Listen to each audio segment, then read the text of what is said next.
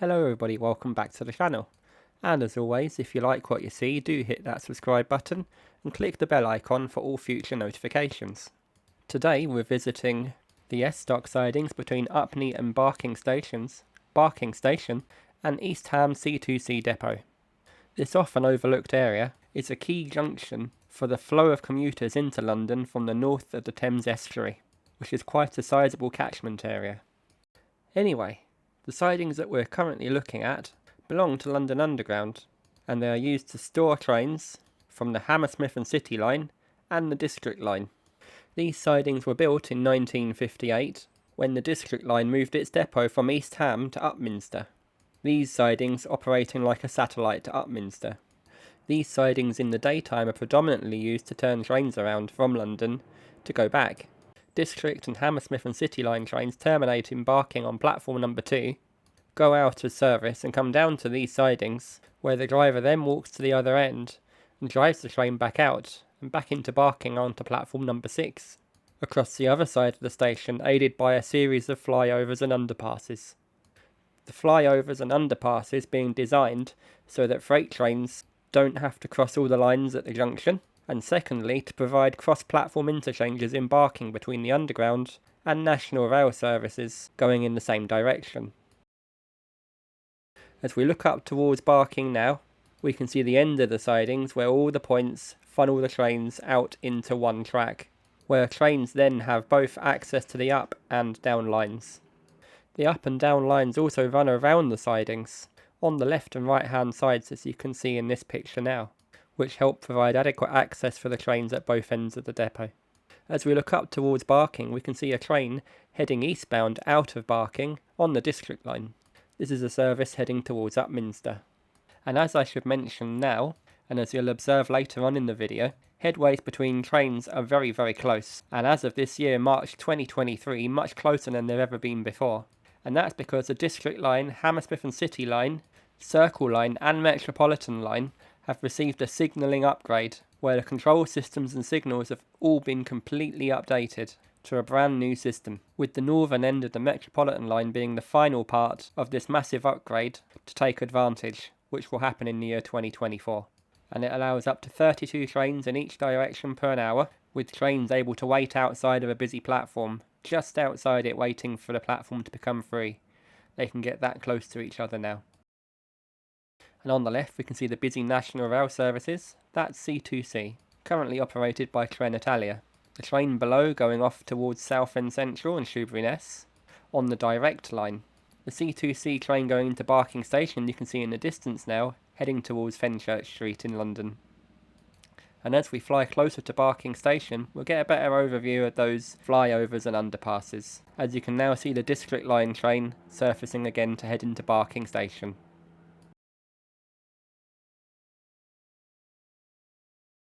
Moving to the left of the junction, you can see 3 tracks branching off. This branch is called the Tilbury Loop line. But for now, let's get a closer look at the depot and see some more details. So looking down, we can see lots of yellow routes. These yellow paths are considered safe walking areas in the sidings, with each path ending where a train cab end would be. And as we can see, there's an S-Dock there preparing for another service towards London, which has incidentally stopped on one of those wider yellow areas where the cab is.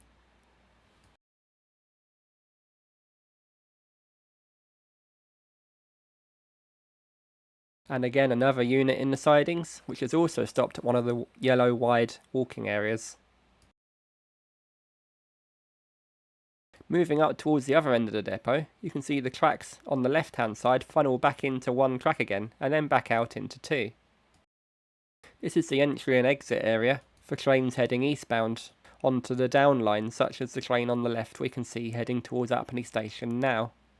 The building in the centre foreground with the red doors is the accommodation for the cleaners. When every train is terminated here, a cleaning team will walk through the train to make sure it's fit for service to go back into London. And the building on the left we're passing over, the Upney substation, which provides power for this area of the London Underground.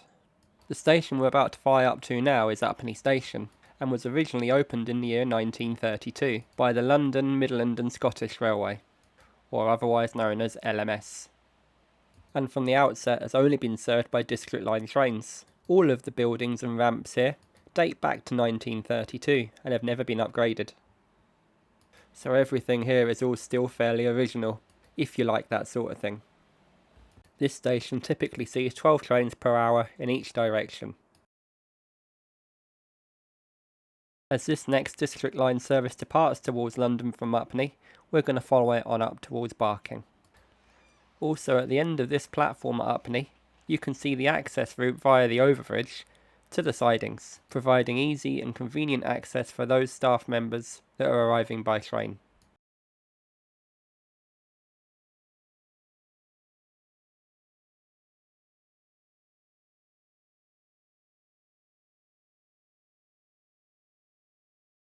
And just so as it happens today on the right hand side, some Network Rail employees are there, maintaining the greenery on the right hand side of the tracks.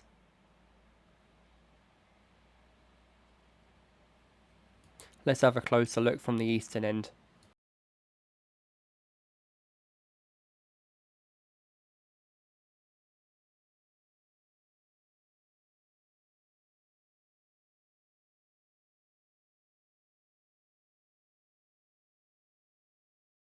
Performing an overpass from the eastern end towards London.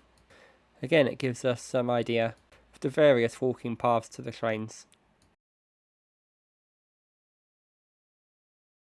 And on these walking paths you can quite clearly see that the third and fourth rails do not run across those yellow walking paths, again for safety.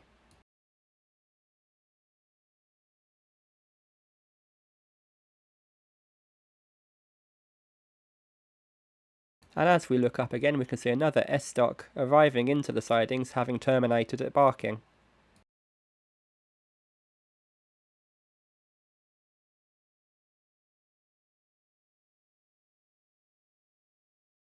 Of the 9 sidings available, typically the preference is given to the sidings on the up side of the sidings area. These sidings not only being longer, they don't actually access the main line at the other end and just terminate, meaning trains on this side can only go back out towards London.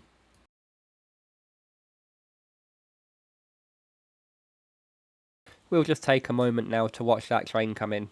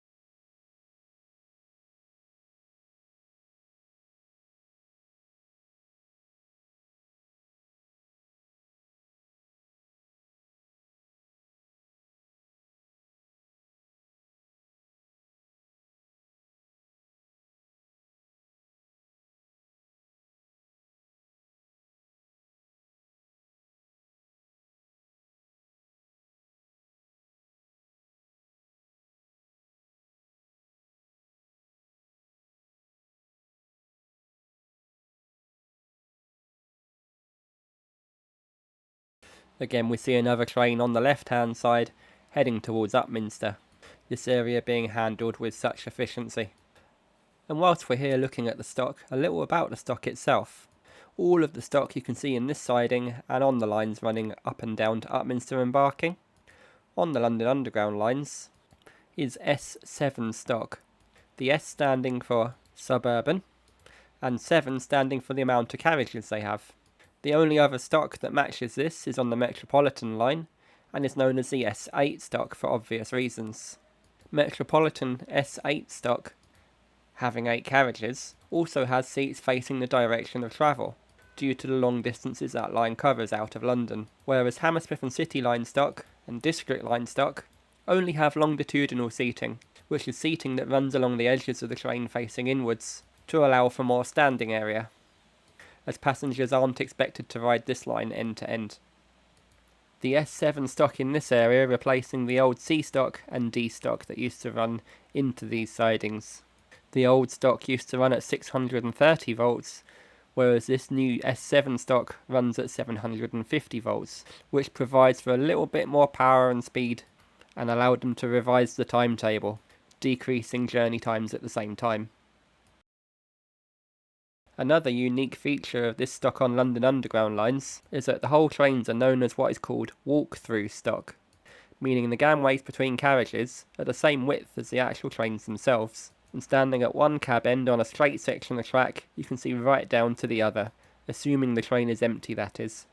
And this is considered generally to provide a safer travelling environment. Now moving on up to the Barking station area, westbound along the line, we're taking off from the west end of Barking station, or the London end, looking back towards where we've just come from. And quite clearly here, we can see how much of an interchange Barking actually is.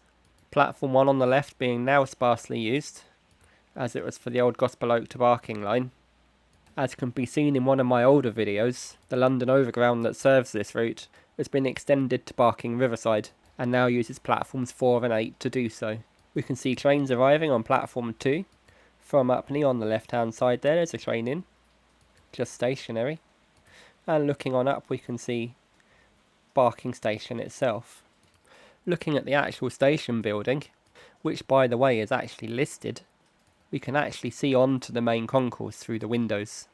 The structure itself is a big concrete structure with modernist values, built back in 1959. And today, luckily, I went armed with a camera so we can have a look inside, and we can have a look back out of those windows, so that we could admire the future thinking ideas of the 50s.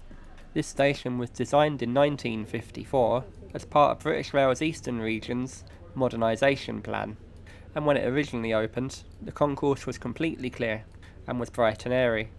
However, up until around 5 years ago, the concourse had been filled with different retail units, which gave the station a cluttered feel. These have since been taken away, and Barking Station once again is regoing restoration to its original 1960s glory, and will once again be bright and airy. Looking from outside, we can sort of get the idea of where this design fitted in. Personally, I quite like the design, but I know this opinion is highly divisive amongst others. Another interesting fact for this area is that the high-speed 1 lines run directly underneath Barking Station. And looking up past the station, we can see where the underground underpass comes out to use platform 6 in Barking Station, providing cross-platform interchanges with National Rail.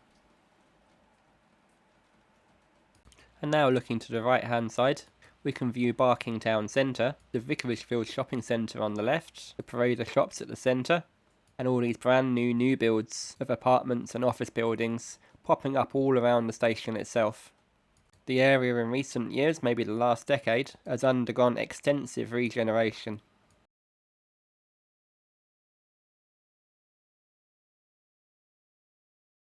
Now looking towards London, we can see again another extensive area of flyovers and underpasses. And we're going to fly on up now to have a closer look.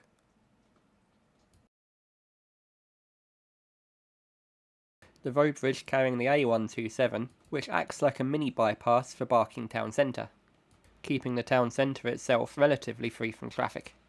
The lines ahead sort themselves out for 3 different outcomes as we head up to the A406. Those flyovers and underpasses, as we can see a District Line train coming along now, and a National Rail C2C train coming back along, prepare themselves for the junction up ahead, called the Barking Station Junction. The junction providing access to the Gospel Oak to Barking line, along with London Underground and C2C National Rail lines into London. But more on that once we get there. And right now we're flying over the East Ham depot for National Rail C2C trains. This is at the other end of Barking Junction, which we were just looking at a moment ago. And as you can see, we're on the other side of the A406 now, Looking down we can see C2C's depot. An interesting fact about this depot is once it used to belong to London Underground and service district line trains up until the extension of the line from Barking to Upminster in the 1950s. In this shot now we can see the line spurring off to the left. This is the Gospel Oak to Barking line, which subsequently provides freight access to the North London line, a very important key freight diversionary route around London rather than taking it through the centre. As I mentioned earlier, C2C operate this depot now, and below you can see some of their units. C2C operate Class 357 units, otherwise known as Electrostars. Back in 2003, C2C, then run by National Express, were the first company in the whole of the UK to convert from slam door stock to automatic door stock, operating a whole brand new fleet. The 357 stock itself dating back as early as the year 1999, almost a quarter of a century old, however still performing admirably. C2C are currently in the process of accepting brand new Class 720 units, built by Bombardier, which in theory should start being accepted into service in September 2023, this month. So that's definitely something to keep an eye out for. However, we can't see any in this footage.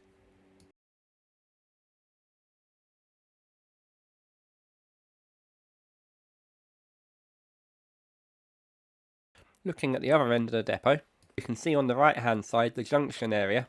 There are some telltale signs that it used to extend this far. The junction used to be in a triangle shape, with the tracks long since being ripped up. These tracks would have been called the East Ham Loop.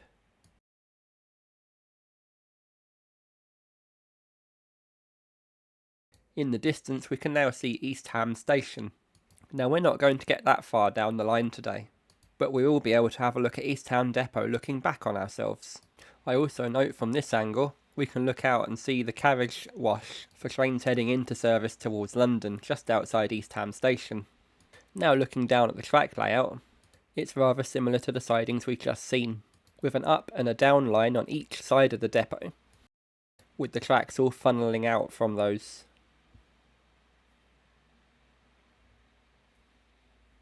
Now as we go a bit further on up so we can stop, turn round and have a look into the depot itself.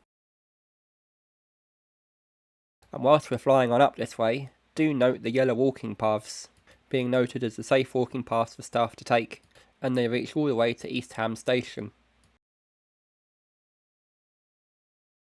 And as we look down we can see into C2C's shed with 10 roads. This is where C2C perform a lot of the maintenance on their units. And on the outside of the depot we can see the sidings, where trains lay over between the peak time, awaiting to go back into service.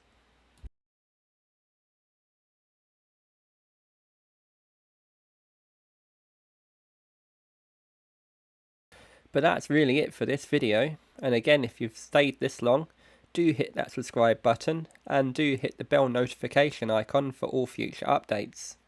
But now I'm going to leave you with some pleasing shots of trains running up and down in the local area from above. Thank you, take care, and I'll see you in the next one. Goodbye.